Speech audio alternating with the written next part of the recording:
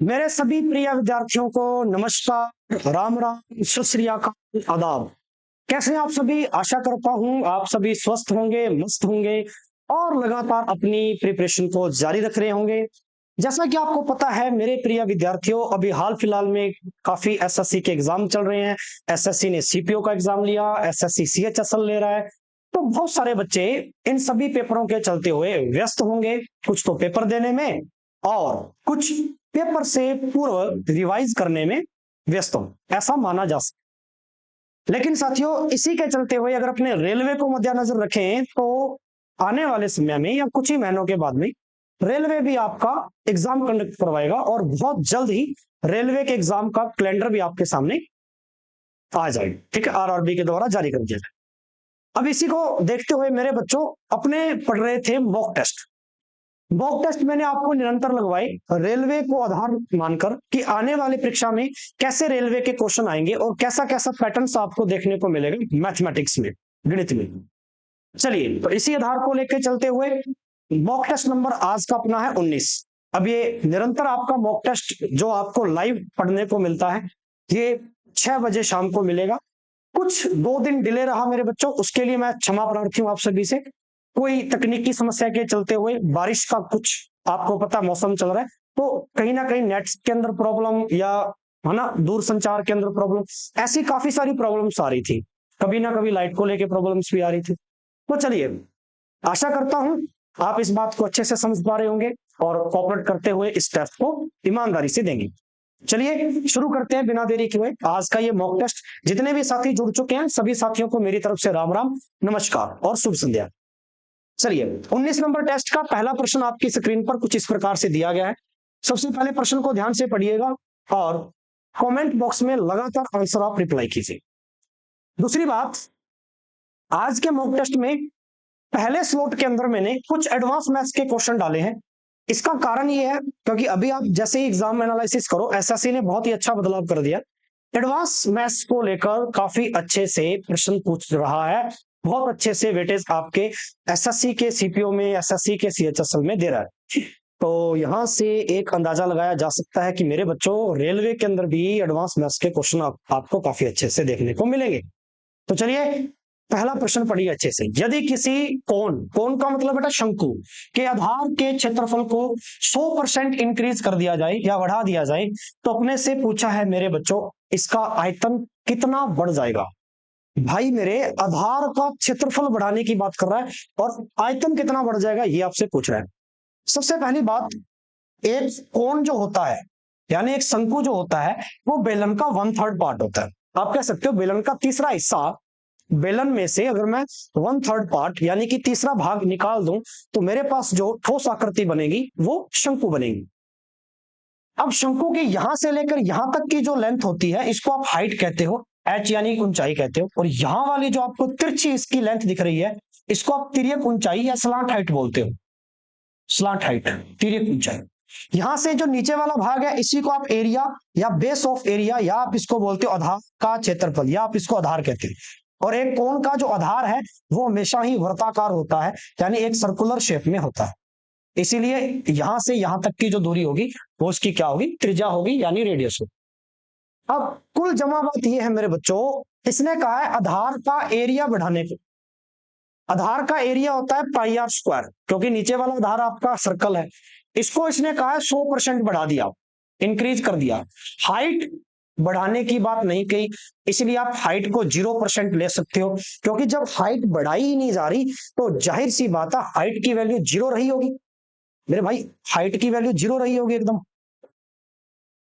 ठीक है, क्योंकि हाइट यहां पर बढ़ाने की बात ही नहीं करेगी भाई। ठीक है, चलिए अब यहां पर गौर से समझिए।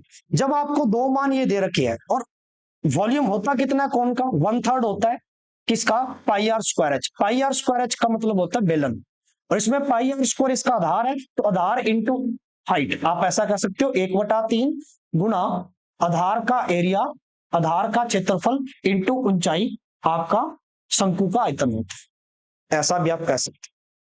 अब दो मान आपको लगातार कमी वृद्धि के दे दिए जाए तो आप एक फॉर्मूला इस्तेमाल करते हो, X plus minus Y plus minus X into Y by 100।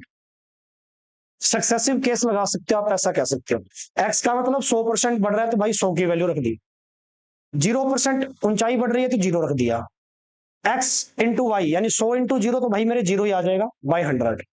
100 का भाग अगर आप 0 में देंगे तो 0 आ जाएगा। तो आपको 100 प्लस 0 जोड़ना है और 100 में अगर 0 जोड़ेंगे तो वैल्यू कितनी आ जाएगी, 100%। इसका मतलब option D is the right. इसका मतलब ये होगा मेरे भाई कि जब भी आपको कोई ठोस आकृति में कुछ ऐसी वृद्धि या कमी कर दी जाए और दूसरा मान नहीं दिया जाए तो आप 0% ले सकते हैं। जैसे कि इसने आधार का एरिया बढ़ाने की बात की थी और इसकी हाइट नहीं दी थी, और वॉल्यूम के अंदर आयतन में हाइट तो आएगी, 1/3 आधार का क्षेत्रफल गुना ऊंचाई। आई होप आपको अच्छे से समझ में आया हो। इसी क्रम के अंदर बेटा आगे बढ़ते हैं, अगला क्वेश्चन। नेक्स्ट क्वेश्चन बनाइए। काफी अच्छे अच्छे प्रश्न मेंसुरेशन के, और ऐसे प्रश्न आपके आजकल के सीपीओ के एग्जाम में और सीएचएसएल में देखने को मिल रहे हैं। 8 सेंटीमीटर और 3 सेंटीमीटर की त्रिज्या वाले दो वृत्त के केंद्रों के बीच दूरी है मेरे भाई 13 सेंटीमीटर। दो वृत्तों की सरल सार्वस्पर्श रेखाओं की लंबाई बताइए।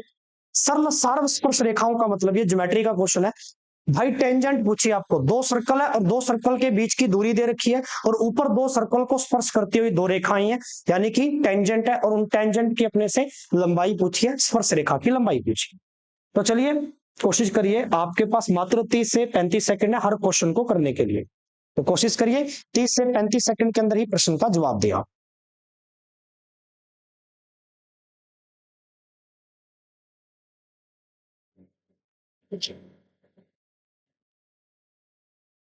जल्दी से जल्दी जवाब देने की कोशिश करिएगा।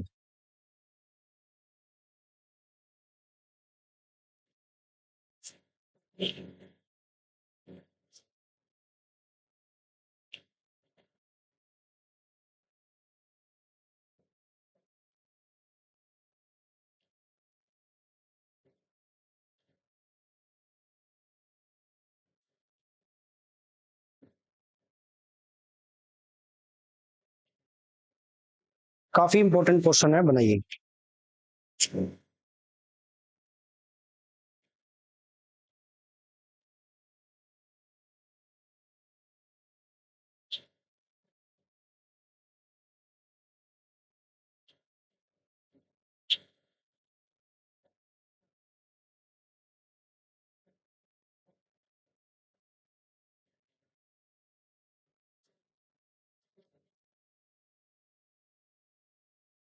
चलिए 8 सेंटीमीटर 3 सेंटीमीटर की त्रिज्या के दो मेरे पास सर्कल है, दो वृत्त है। ध्यान दीजिएगा, एक वृत्त कुछ ऐसा दिखाई दे रहा है, टाइम अप हो गया, बस आपने कर लिया। दूसरा वृत्त ऐसा है। पहले वृत्त की त्रिज्या R1 ले लो बेटा, दूसरे वृत्त की त्रिज्या यहां से लेकर यहां तक R2। इसको मैं मिला रहा हूं आपस में, यस। अब ध्यान से देखिएगा, बड़ी ही महत्वपूर्ण बात यहां पे बताने जा रहा हूं मेरे बच्चों। इसने कहा है दो वृत्तों के केंद्र के बीच की दूरी, दो वृत्तों के केंद्र के बीच की दूरी, केंद्र के बीच की दूरी यानी यहां से लेकर यहां तक अपने को दे रखी है 13, और त्रिज्या इसकी दे रखी है मेरे भाई, पहले की छोटे वाले की 3 सेंटीमीटर दे रखी है और बड़े वाले की 8 सेंटीमीटर। और ये कहता है कि ये दूसरे को स्पर्श कर रहे हैं ऐसे, और ये जो स्पर्श करती हुई जाए सार्व स्पर्श रेखा, ये एक दूसरे को जो स्पर्श कर रही है, ये वाली रेखा, ये वाली रेखा और ये वाली रेखा, इस रेखा की अपने को क्या चाहिए, लेंथ चाहिए, लंबाई चाहिए।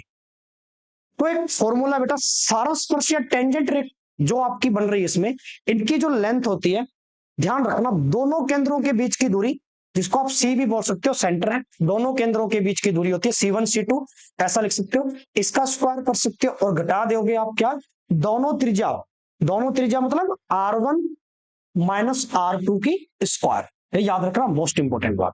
C1 C2 यानी दोनों के बीच की दूरी कितनी बढ़े, 13 की स्क्वायर, 169, 13 की स्क्वायर कितनी आ गई, 13 बनेगा यहाँ पे।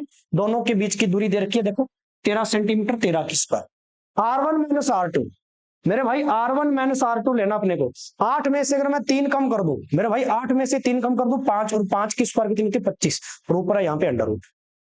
ठीक है, 9 में से 5 गया 4, 16 में से 2 गया बेटा 14, यानी कि अंडर रूट 144 है, और अंडर रूट 144 किसकी वैल्यू होती है मेरे भाई, 12 सेंटीमीटर। इसका मतलब सारा स्पर्श रेखा की लंबाई कितनी आ जाएगी, 12 सेंटीमीटर।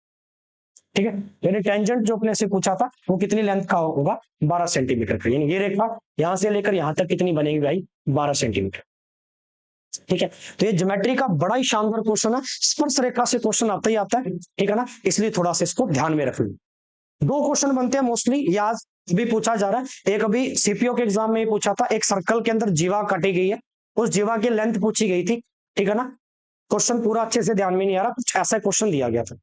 यानी अंदाजा लगा सकते हैं कि ज्योमेट्री के अंदर भी क्वेश्चन आ रहा है तो सर्कल से आ रहा है, मोस्टली वृत्त से आ रहा है, ठीक है ना। साइक्लिक क्वाड्रिलेटरल भी अच्छा पॉइंट बनता है, चक्रीय चतुर्भुज वहां से भी क्वेश्चन बनता है, ऐसी स्पर्श रेखा से भी क्वेश्चन बनते हैं। चलिए आगे बढ़ते हैं इसी क्रम के अंदर, मेरे बच्चों अगला क्वेश्चन बनाइए।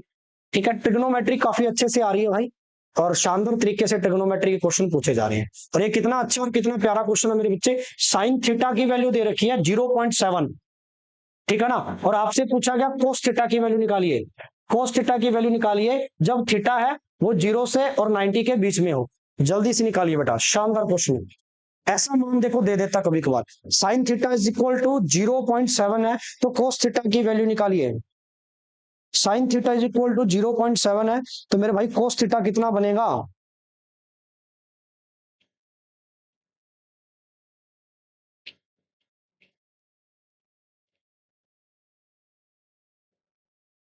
बड़ा ही इंपॉर्टेंट क्वेश्चन है। चलिए टाइम अप, आपने काफी कोशिश की है। Cos theta is equal to, अब कुछ बच्चे इसमें ऐसा भी काम करेंगे कि यहाँ से पॉइंट हटा के बटा में 10 करेंगे, और ट्रिग्नोमेट्रिकल रेशो लाल बटा कक्का लगा के कोस थीटा निकालने की कोशिश करेगी। भाई लगा लोगे, लेकिन 7/10 ट्रिपलेट तो बनता नहीं किसी का भी, 7 और 10। फिर आप पाइथागोरस थ्योरम लगाओगे और इसको लेंथ ही लेके जाओगे। इसलिए आपको अगर थोड़ा सा भी कोस थीटा का फॉर्मूला याद है साइन थीटा में, तो आपने पढ़ा होगा √1 minus sine square theta. √1 minus sine square theta cos theta के इक्वल होता है। तो कभी कभी ऐसे मान अगर आ जाए इक्वल में, तो आप इस तरीके से इसको सॉल्व कर सकते हो। अब आपको यहाँ पे वैल्यू रखनी थी साइन की, माइनस साइन थीटा कितना भाई 0.7, और 0.7 की स्क्वायर आपको करनी है, ठीक है। 0.7 की यहाँ पे बेटा क्या करनी है मेरे भाई, स्क्वायर करनी है। 0.7 की स्क्वायर कितनी आ जाएगी? अंडर रूट है ये 1 माइनस 0.49, 1 - 49, और 1 - अगर आप 0.49 करेंगे तो अंडर रूट में आ जाएगा 0.51। भाई 100 में से अगर आप 49 घटाते थे 51 बचता है, तो ऐसे ही 1 में से 49 कम करेंगे तो कितना बचेगा? 0.51। So option C is the right. आशा करता हूं आपको अच्छे से समझेगा। मजा आया हो तो कमेंट बॉक्स में सभी बच्चे धुआंधार तरीके से रिप्लाई कीजिए, सब मजा आया, ठीक है। चिंता मत करिए भाई, चिंता मत करिए, बने रहिएगा डेली 6 बजे इस मॉक टेस्ट, लेटेस्ट पैटर्न के क्वेश्चन करवा रहा हूं। और हाँ, जितने भी बच्चे मेरे भाई इस वीडियो को देख रहे हैं शेयर जरूर कर देना। और आने वाले टाइम में, अरे आने वाले क्या, अभी 1 या 2 दिन के अंदर आपके लिए एसएससी जीडी के जो बच्चे हैं भाई, मेरे जितने भी मेरे सभी सैनिक बच्चे हैं, है ना भाई, पैरामिलिट्री फोर्सेस ज्वाइन करना चाहते हैं एसएससी जीडी के थ्रू, तो मेरे बच्चों आपके लिए यूट्यूब पर फ्री ऑफ कॉस्ट एक सीरीज लेके आ रहा हूं, सैनिक सीरीज, जिसमें मैं आपको पढ़ाऊंगा गणित, और गणित के टॉप क्वेश्चन, ठीक है, टॉपिक वाइज सिर्फ क्वेश्चन क्वेश्चन पढ़ाऊंगा आपको, और वो क्वेश्चन जो आपके पेपर में पक्का छप जाएंगे भाई, पक्का देखने को मिलेंगे, ठीक है। उसका टाइमिंग आपको बता दी जाएगी। तो चलिए इसी के साथ में अगला क्वेश्चन मेरे बच्चों बनाइए। वह बिंदु कौन सा है, वह बिंदु कौन सा जिस पर एक रेखा है 2x+y बराबर 5, और एक रेखा है x+2y इज इक्वल टू 4, रेखाएं एक दूसरे को क्या हो, काटती हैं। ऐसा मेरे को यहाँ पे कोऑर्डिनेट बताइए, ऐसा निर्देशांक या ऐसा बिंदु बताइए जो इन दोनों समीकरणों पर या इन दोनों रेखाओं पर एक दूसरे को क्या हो, काटती है। तो जल्दी से बनाइए सभी बच्चे, काफी महत्वपूर्ण प्रश्न है, रेलवे पर्सपेक्टिव से ऐसा क्वेश्चन पक्का ही आता है एग्जाम में, ये आपको पता है, ठीक है। तो इसीलिए थोड़ा कोशिश करें जल्दी से जल्दी लगाने।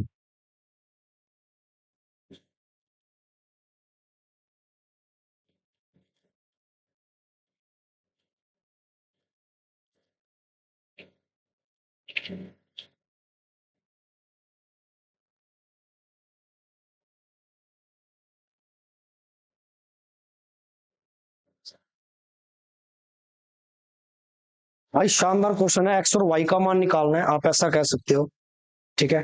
तो चलिए देखो यार, अगर आपको दो रेखाएं दी गई हैं, छोटी सी बात समझिए, यहाँ पे आपके पास 2x है और प्लस वाई है इज इक्वल टू 5 है, और यहाँ पर आपके पास x है प्लस 2y है और इज इक्वल टू 4 है। मेरे भाई अगर दोनों समीकरणों से विलोपन विधि से करें और x और y का मान निकालें, तो एक बात तो आपको दिख रही होगी यहाँ पे कि इनमें से काटने के लिए कोई भी वेरिएबल सेम नहीं है। सेम होता तो हम काट भी लेते, अब यहाँ पर y है मेरे बच्चे, यहाँ पे 2y है। इस y को 2y बनाने के लिए 2 का मल्टीप्लाई समीकरण में कर दूं, यहाँ भी 2 का हो जाएगा, यहाँ भी 2 का हो जाएगा। तो ये जो समीकरण ऊपर वाली है ये कुछ बदल जाएगी, कुछ ऐसी हो जाएगी। मैं यहाँ पे इसको पूरा लिख देता हूँ, ठीक है ना, ध्यान से देखिएगा। 2 दूनी 4x प्लस का 2y और 5 दूनी 10, और नीचे वाली तो ये पड़ी हुई है x प्लस 2y और इज इक्वल टू 4। अब यहां से मेरे पास देखो, मैं अगर इसको सॉल्व करूंगा तो 2y से 2y, यहां से देखिए भाई मेरे, ठीक है, यहां से देखिए आपने माइनस किया हुआ ये, तो 4x में से x गया बट 3x बच गया, और यहां से 10 में से 4 गया 6 बच गया, तो x इज इक्वल टू कितना आ जाएगा 2। यानी x का मान आ गया आपके पास 2, और जब x का मान 2 आ गया तो आपको y का निकालना है। तो किसी भी समीकरण में x का मान 2 रख दीजिए, y का तो आ ही जाएगा अपने पास, ठीक है। तो y का देख लो, यहां रख देता हूं मैं, किसी भी दूसरी, यहां 2 रखता हूं और ये 2y है, ये वाला 2 इधर जाएगा, तो 4 में से 2 कम हो जाएगा, 2 बचेंगे, 2y बराबर 2 है तो y बराबर कितना आ जाएगा 1 आ जाएगा। इस बात को समझेगा। इसका मतलब निर्देशांक बिंदु क्या बनेंगे, x, y के फॉर्म में होते हैं कोई भी कोऑर्डिनेट, तो x का मान 2, y का मान 1, तो बेटा निर्देशांक क्या बना 2, 1, ठीक है, क्योंकि x का मान 2 आ गया। अब आपको किसी भी एक समीकरण में रख दो, किसी भी, y का मान भी आ जाएगा, तो option B is the right. चलिए भाई, लगभग काफी बच्चों का उत्तर सही है। तो इसी के साथ में बढ़ते हैं मेरे बच्चों अगले क्वेश्चन की ओर। स्पीड रखिए थोड़ा सा और जल्दी से जल्दी बनाने की कोशिश। एक द्विघात समीकरण दे रखी है अपने को, इस समीकरण को लिख देता हूं, ये x की पावर 2 है भाई, प्लस में mx प्लस में 24 इज इक्वल टू 0, ये समीकरण है। यदि उसमें से एक मूल, m का मान पूछा, यदि उसमें से एक मूल कितना हो 3/2 हो। एक रूट दे रखा अपने को द्विघात समीकरण का, एक मूल दे रखा है, अगर ये 3/2 है तो अपने से पूछा find the value of m। भाई मेरे m का मान क्या होगा, बड़ा ही मोस्ट इंपोर्टेंट क्वेश्चन है, और लगा लो मजा आ जाएगा।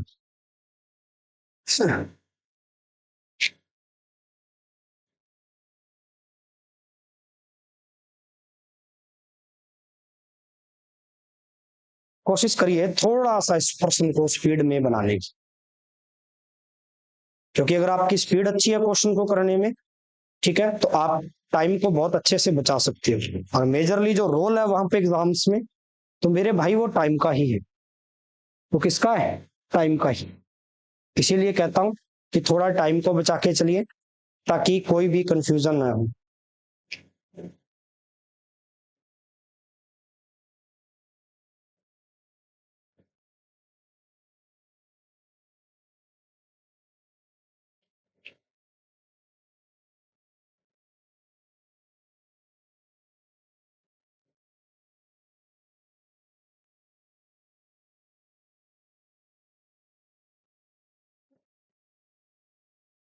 बड़ा ही अच्छा प्रश्न है। समीकरण का मूल दे रखा अपने को 3/2, और अपने को पूछा है यहाँ से m का मान कितना होगा।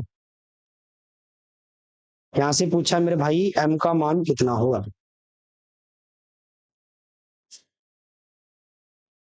तो जल्दी से कोशिश करें सभी बच्चे, निकालिए भी निकालिए जल्दी से।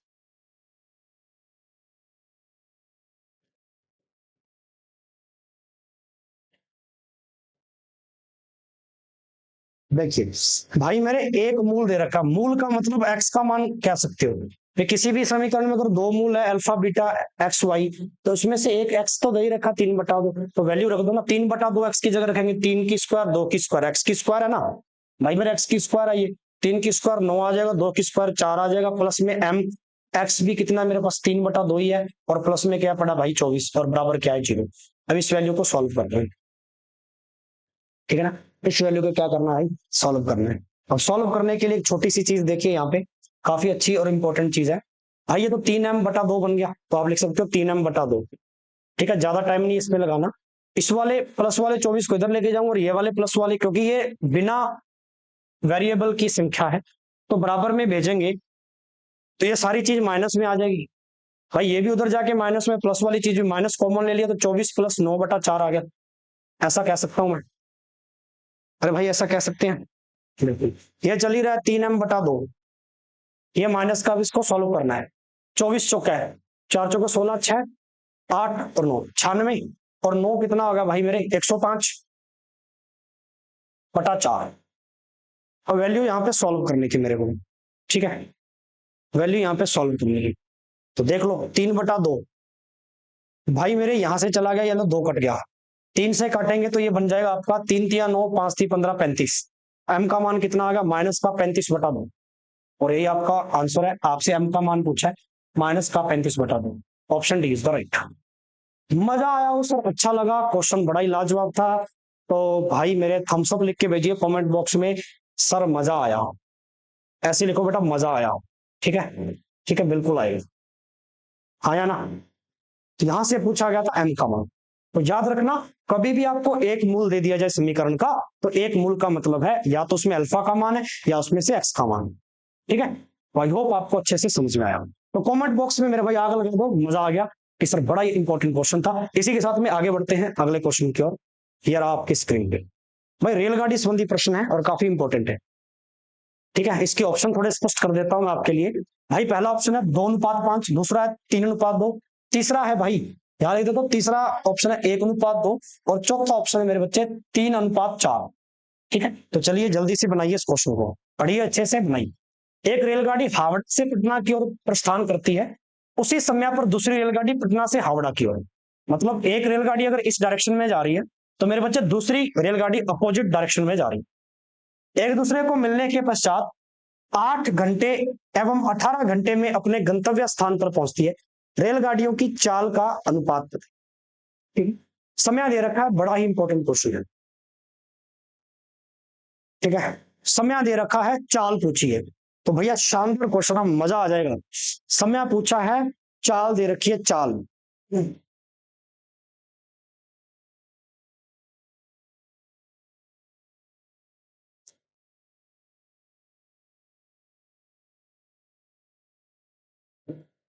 तो याद कर लेना, अगर इस प्रकार का क्वेश्चन कभी भी आ जाए, विपरीत दिशाएं आपको गाड़ी की दे रखी हो, चाहे गाड़ी की एक ही दिशाएं दे रखी हो, और समय और चाल के बीच में आपसे संबंध पूछा जाए, तो इसका एक छोटा सा फॉर्मूला या एक ट्रिक एज ए मान सकते हो। ठीक है ना, याद रख लेना, मोस्ट इंपोर्टेंट है। पहला पॉइंट इसमें T1, सॉरी पहला पॉइंट इसमें समय, दूसरा T2/T1, ये हमेशा ही बराबर होता है मेरे भाई S1 और S2 के, ये दोनों ही चालों के, ऐसा आप कह सकते हैं। ठीक है, अंडर रूट में। तो चलिए T2 का मतलब दूसरा समय 18 घंटे है भाई, तो यहां रख दो 18 घंटे। पहला पहला समय कितना भाई, 8 घंटे है। ठीक है, इस वैल्यू को सॉल्व करूंगा मैं, 2 के पढ़े से 9 बार और 2 के पढ़े से 4 बार। इसके ऊपर अंडर रूट तो है ही है मेरे पास। अब 9 किसकी वैल्यू होती है बट 3 की, और 4 किसकी होती है बट 2 की। तो भैया S1 S2 कितना आ गया, 3, और S2 कितना आ गया, 2, यानी दोनों की चालों का अनुपात कितना है मेरे बच्चों, 3:2। शानदार ट्रिक है, मजा आया। यहां लिख लो सर, वेरी वेरी इंपॉर्टेंट, ऐसा क्वेश्चन ही आपके अभी एसएससी में पूछा गया है। भाई मेरे रेलगाड़ी संबंधी क्वेश्चन रेलवे की परीक्षा में तो आता ही आता है, बट ये स्पीड, टाइम और डिस्टेंस का पॉइंट है, तो आपके एसएससी के अंदर भी इसको पूछ लिया जाता है।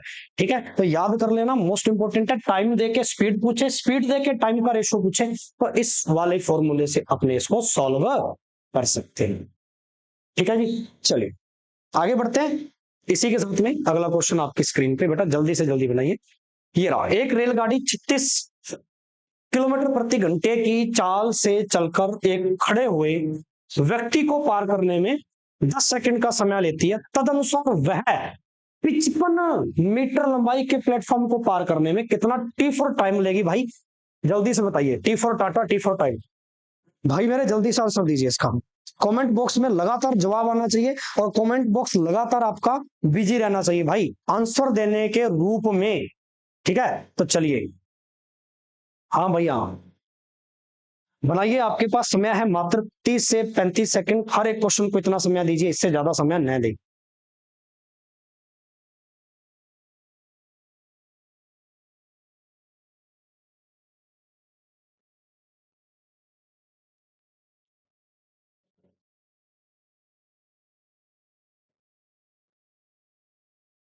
क्वेश्चन को एक बार ध्यान से पढ़ लीजिएगा सभी विद्यार्थी, क्वेश्चन काफी इंपॉर्टेंट है, ध्यान से पढ़ के फिर कीजिएगा।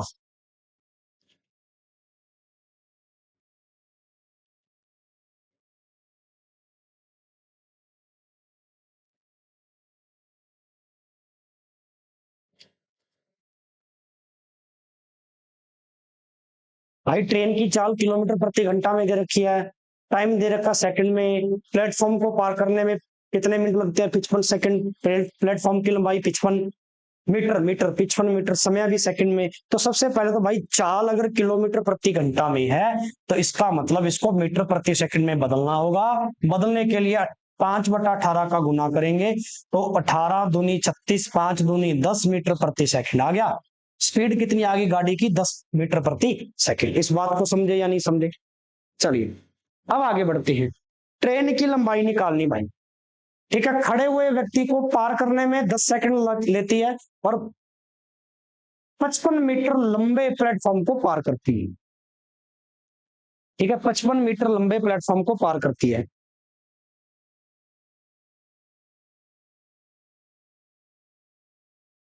समय चाहिए भाई, समय। समय तो हो जाएगा आपको दूरी बटा चाल। चाल है, दूरी निकालनी पड़ेगी। दूरी दूरी 10 सेकंड में पार करती है। दूरी कितनी हो जाएगी? यहां से दूरी बराबर चाल गुना समय है, ठीक है। चाल गुना समय है। तो यहां से क्या बात बनी भाई? चाल आपके पास कितनी अभी निकाली? 10। समय कितना? समय है भाई मेरे खड़े हुए व्यक्ति को 10 सेकंड में पार करती है। तो टोटल ट्रेन की लंबाई या टोटल यहाँ पे दूरी एज ए 100 मीटर आगे होगी। 10 × 10। इस बात को समझे? इसका मतलब सर दूरी तो आ गई 10। प्लेटफॉर्म को पार करनी है तो ट्रेन की आई है, ट्रेन की लंबाई आई है, लेकिन 55 मीटर लंबे प्लेटफॉर्म को भी तो पार कर रही है। यानी कि 100 + 55 टोटल दूरी, और स्पीड कितनी थी? 10। तो टोटल दूरी आ गई बेटा 155/10। 155/10 कितना आ जाएगा भाई मेरे? 15.5। 15.5 का मतलब कितना होता? 15.5। 15.5 is the right answer. 15 1/2। 15.5 second लेगी प्लेटफॉर्म को पार करने में वो गाड़ी। मजा आया हो तो यस करना कि सर शानदार मेथड लगा, ठीक है। अच्छे से समझ गए। इस प्रश्न में सबसे इंपॉर्टेंट बात ये होती है रेलगाड़ी वाले में मेरे बच्चों, कि पहले तो क्वेश्चन का डाटा ये पढ़ो कि प्रश्न में डाटा दिया क्या है।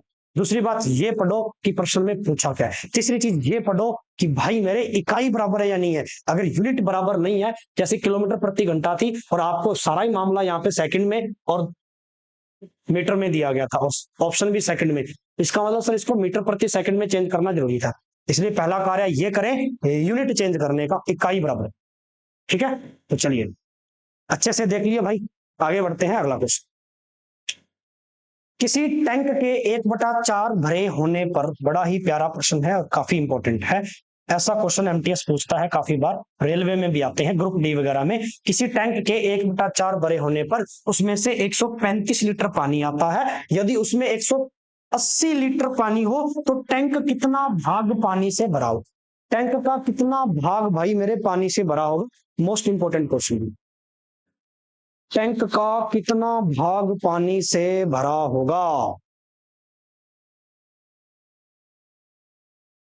बनाइए बनाइए बनाइए बनाइए बनाइए, गलत नहीं करना मेरे भाई। मोस्ट इंपोर्टेंट क्वेश्चन लगा लो आज का। ऐसा क्वेश्चन रेलवे में पक्का देखने को मिलेगा, 100% देखने को मिलेगा। इसका मतलब ये 1/4 भरे होने पर उसमें से 135 लीटर पानी आता है। 135 लीटर पानी कब आता है? जब वो टैंक 1/4 भाग भरा होगा। इसका मतलब क्या सर? 1/4 भाग 135 लीटर के भाग, भाई 1 बटा, आवाज आ रही है मेरी आपको? भाई 1/4 भाग क्या मेरे बच्चों 135 लीटर के बराबर होगा क्या? ऐसा आप कह सकते हो। चलिए आगे प्रश्न पढ़िए। यदि उसमें से 180 लीटर पानी हो तो उसमें कितने लीटर पानी चाहिए भाई? 180 लीटर। इसका मतलब सर 135 लीटर अगर पानी है तो 1/4 भाग के बराबर, जाहिर सी बात है, ठीक है। हमें चाहिए किसका मान? 180 का मान चाहिए। तो भाई मेरे 180 का मान 1/4 इंटू 180 जाएगा भाई, गुना में ऊपर चला जाएगा तो 180/135। चलो 4 से काट दो 180 को, कट जाएगा भाई। 4 चौका 16, 5 चौका 20, 45/135। 45/135, ये लो जी। 45 × 135, 1/3 भाग, कट गया। Option C is the right. यही पूछा था आपसे, ठीक है, कि टैंक का कितना भाग पानी से भरा होगा। मजेदार क्वेश्चन है। 135 बराबर 1/4 है भाई, तो 180 बराबर कितना आ जाएगा? 1/4 इंटू 180/135। सिंपल सी बात है, काटा पीटी करेंगे, भाग आ गया 1/3। और यही पूछा था कितना भाग है टैंक का पानी से भरा होगा। चलिए बढ़ते हैं इसी क्रम के अंदर अगला प्रश्न। बड़े ही अच्छे प्रश्न आज के भाई, और मजा आ रहा है तो कमेंट बॉक्स में लिखिए कि सर मजा आ गया। 8 वर्षों में कोई साधारण ब्याज दर पर 100% की वृद्धि होती है। भाई ये है क्वेश्चन, ये क्वेश्चन लेटेस्ट पैटर्न का है, इंपॉर्टेंट लगा लो, एसएससी लेवल का क्वेश्चन है, काफी अच्छा है। 8 वर्षों में साधारण ब्याज पर 10% की वृद्धि होती है, परसेंट 100% की भाई। समान ब्याज दर पर यानी उतने ही रेट पर, समान ब्याज दर पर 2 वर्षों के बाद में वह राशि 8,000 हो जाती है। तो 8,000 के हिसाब से मुझे चक्रवर्ती बताना है। क्या बात है, क्या बात है, 8 वर्षों में साधारण ब्याज दर पर, इसका मतलब सर हमें पहले तो चाहिए दर। अगर दर आ गई तो इस प्रश्न में मेरे भाई दर दर की ठोकर नहीं खानी पड़ेगी, बात बन जाएगी। तो दर निकाल लीजिए अच्छे से, ठीक है, दर निकाल लीजिए अच्छे से भाई, साधारण ब्याज से दर निकालिए। 100% की वृद्धि होती है।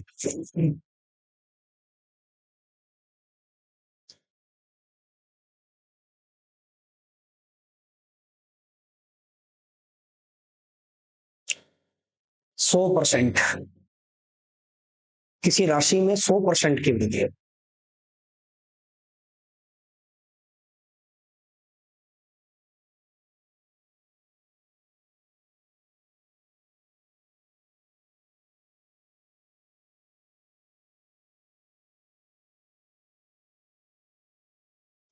बिल्कुल बन जाएगी भाई, सिंपल सी बात है, रेट चाहिए आपको, रेट है ना।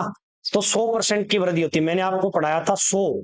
कभी भी किसी चीज में 100% की वृद्धि हो तो एक बढ़ा के लिख दिया करो। 100 में 100% की वृद्धि है तो 200% आएगी।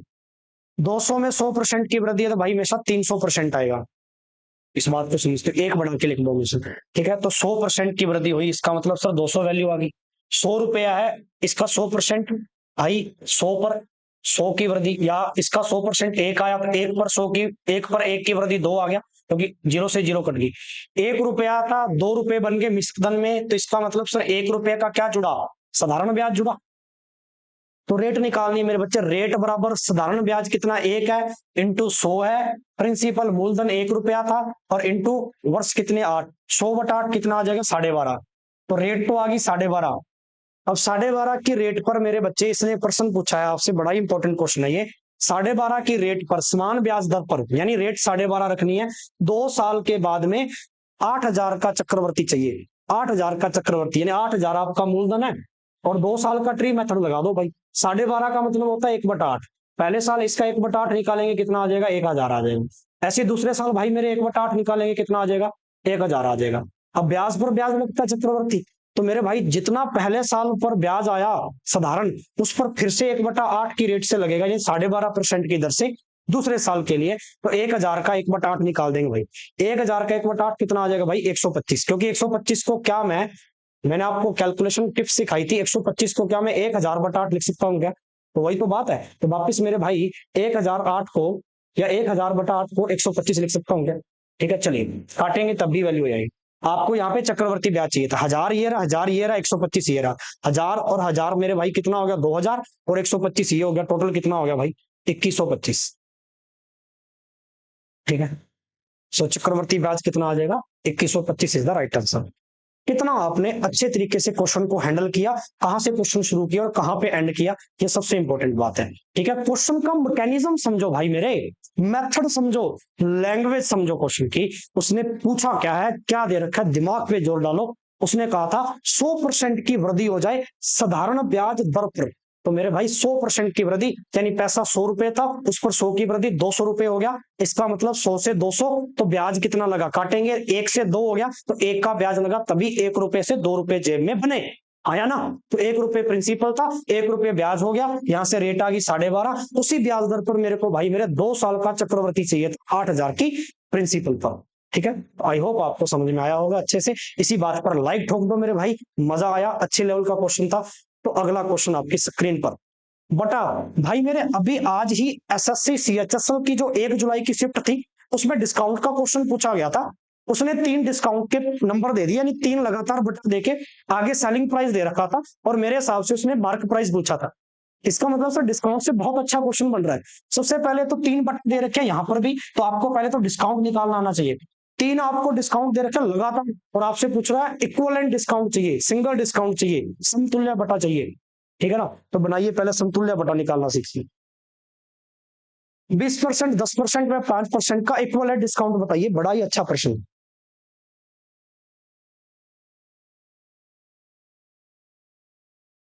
बनाइए बनाइए भी, कमेंट बॉक्स में लगातार जवाब आना चाहिए आपको।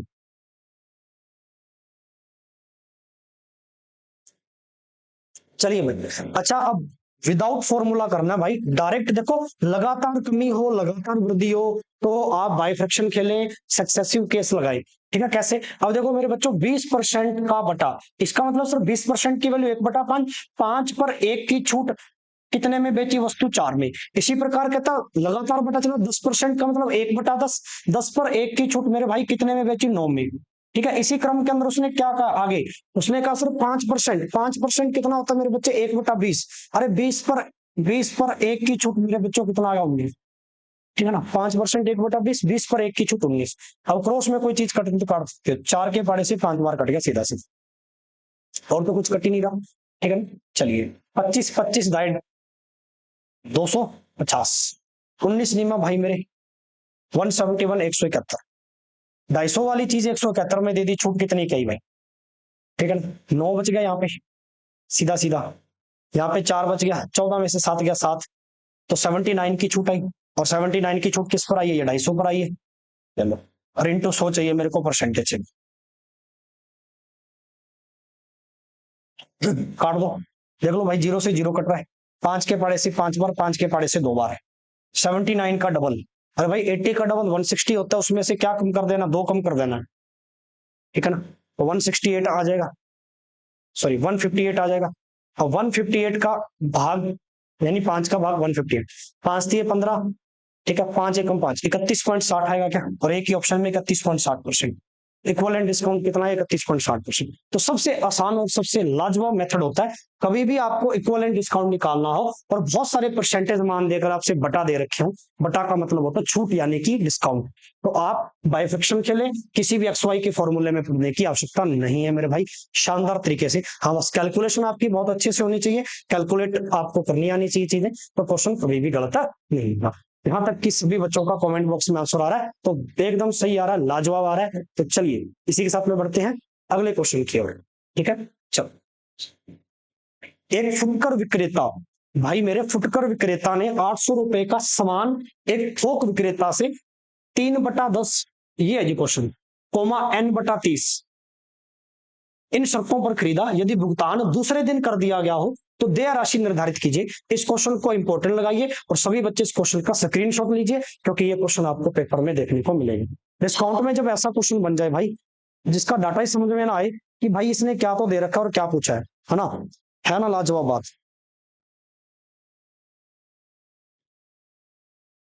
बनाइए।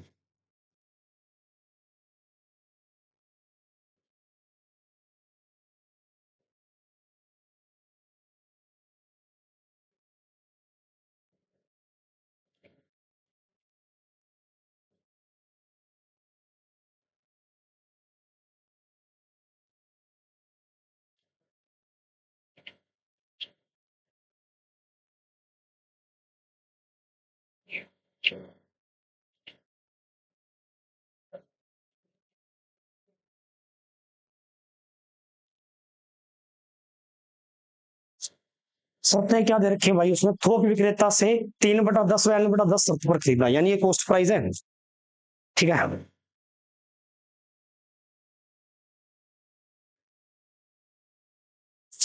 चलिए,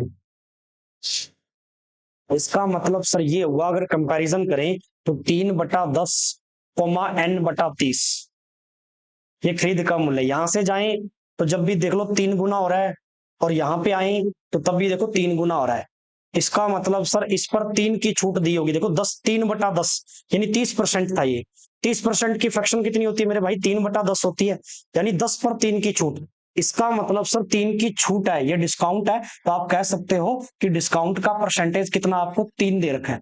अब ये 3% डिस्काउंट जो आया, ये 10 दिन के अंतराल में आया ना, ये 10 पर 3 का डिस्काउंट था।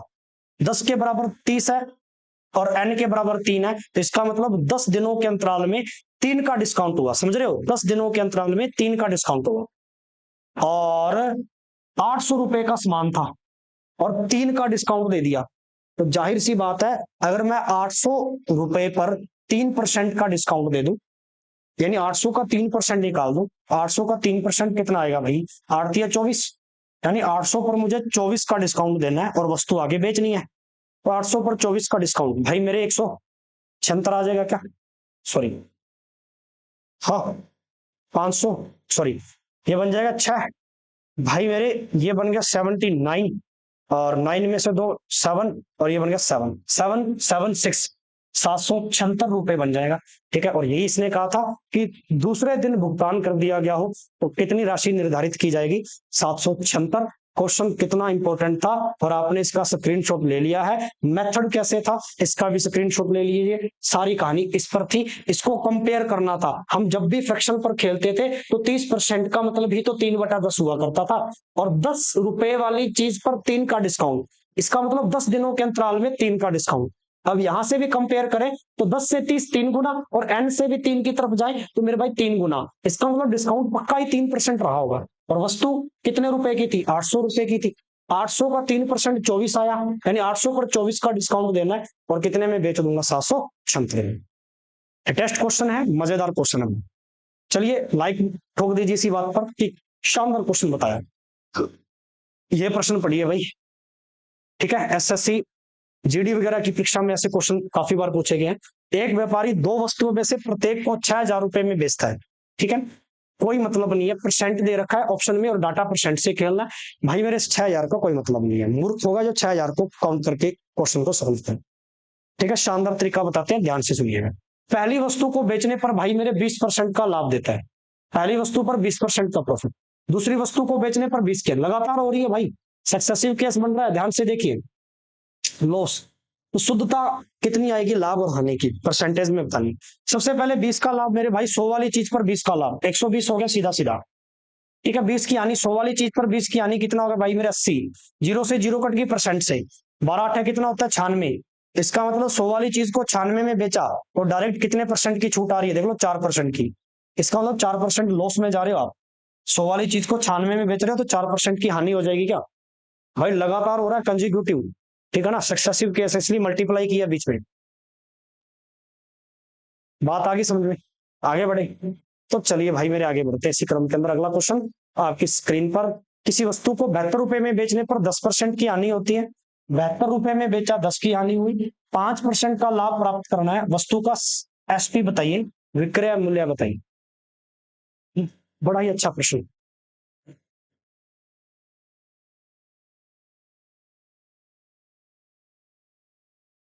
चलिए, गर्मी बहुत है मेरे भाई, तो थोड़ा पानी वानी पीते रहिए साथ साथ में।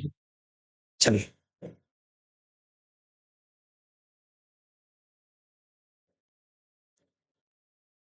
और हमारे भी यहाँ पे थोड़ी काफी गर्मी है मेरे बच्चों, ठीक है, तो हमारी टेक्निकल टीम वैसे तो व्यवस्था रखती है काफी अच्छे से पानी वगैरह की, तो आशा करता हूँ टेक्निकल टीम सुन रही है इस बात को लेके मेरे भाइयों, तो हमारे तक पानी अवश्य पहुंचा दिया जाएगा। हाँ जी, तो कमेंट बॉक्स में जल्दी से जल्दी जवाब दीजिए। किसी वस्तु को 72 रुपए में बेचा गया, इसका मतलब 72 रुपीज उसका सेलिंग प्राइस था, कब, जब उसको 10% का मेरे बच्चे क्या हो रहा था, लॉस हो रहा था। आप ऐसा कह सकते हो, इसको बिल्कुल दुकानदारी पे लेके चला करो, मार्केटिंग है भाई मेरे, 10% के लॉस पर ही तो आपको 72 रुपीज में बेचना पड़ा, ठीक है, यानी 10% का लॉस।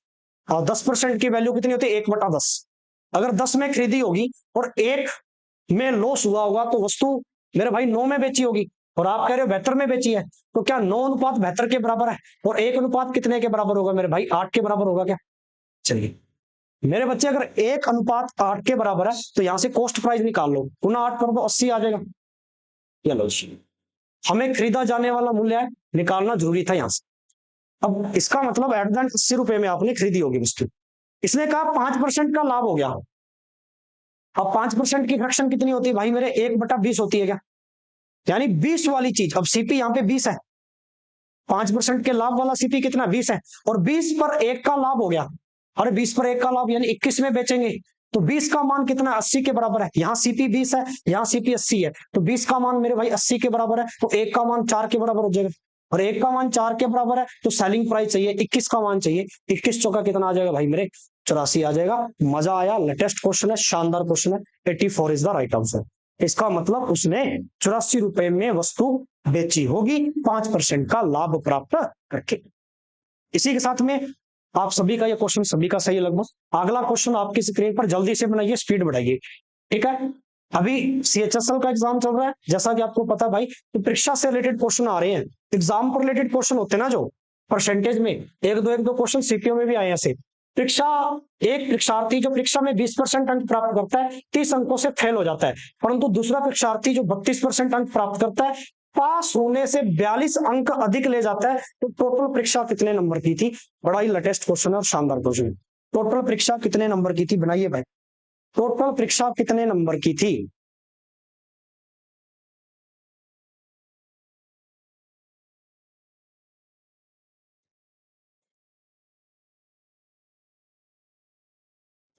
टोटल परीक्षा कितने नंबर की थी?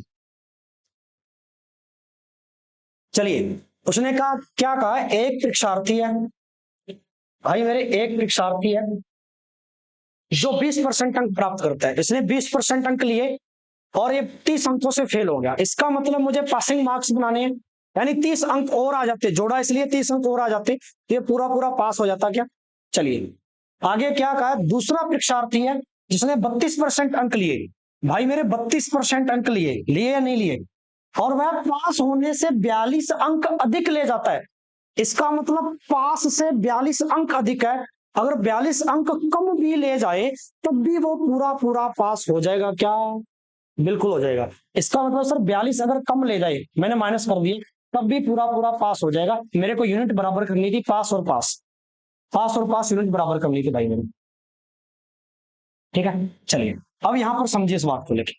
अब परसेंट को परसेंट से सॉल्व कर लो। 32 और 20 यानी कि 12% बचा, और इधर 30 जाएगा भाई, 42 के पास में प्लस में चला जाएगा, तो 2 4 और 3 7, 72। 12% 72 के बराबर है, तो 1% कितने के बराबर आ जाएगा, 12 6 के 72। एक अगर 6 के बराबर है तो टोटल परीक्षा होती है कितने नंबर की, 100 की। तो मेरे भाई 100 का मान चाहिए, गुना कर देंगे 6 के साथ 100 का, तो भाई मेरे कितना आ जाएगा, 600। ठीक है, option D is the right. ठीक है, तो मोस्टली बच्चों का ऑप्शन एकदम सही आ रहा है, ऑप्शन डी, ऑप्शन डी, 600 600 600। ठीक है, 600 इज द राइट आंसर। भाई मजा आया या नहीं आया, पहले तो ये बताइए। 600 इज द राइट आंसर। इसी के साथ में अगला क्वेश्चन बनाइए।